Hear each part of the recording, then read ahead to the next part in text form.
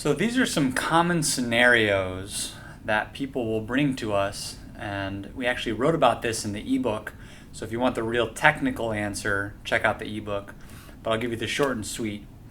One of the first scenarios is people do our standing hip flexion test. So they stand and they pull one knee towards their chest, and very often they will complain of a pinching sensation or pain kind of as the knee comes up in the where they feel the pain, and the pinch is kind of right on the top of the thigh, right in the hip crease, and they want to know what to do about that. And the whole program will help address that, but specifically we want you to work on the attachment points of the adductors and the quads,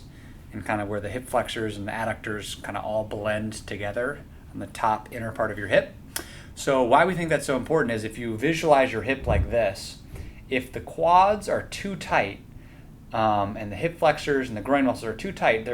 your hip is not going to be perfectly centered in the socket. It's going to kind of be slightly out of position, and therefore when it comes up into hip flexion, there's less clearance, there's less room, and you kind of bang into the ceiling, and that's when you get that hip impingement or hip pinch. So do tissue work on the attachment points of your quads and your adductors, and then when you're on the flip side, after you've calmed down these muscles on the front of your leg, you want to kind of activate and strengthen the muscles on the back, namely the glutes and the hamstrings.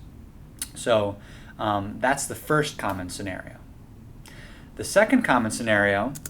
that people talk about is they get this pain, people get this pain or discomfort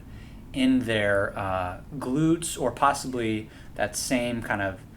adductor quad junction when they sit a lot. And we think it's one of the same reasons that people get pain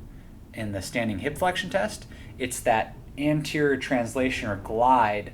of your femur in your acetabulum, and it pulls the bone out of position, and therefore you get this impingement type feeling. And so the solution is pretty much the same. We want you to do adductor tissue work, quad attachment point tissue work, and quad and hip flexor tissue work in general, and then work on strengthening your glute muscles to kind of help pull the hip into the socket from the backside, from the butt, and have it not being pulled forward from the front by the quads and the adductors, and not having the quads and the psoas pulling you into an anterior tilt, which is going to exacerbate the impingement feelings.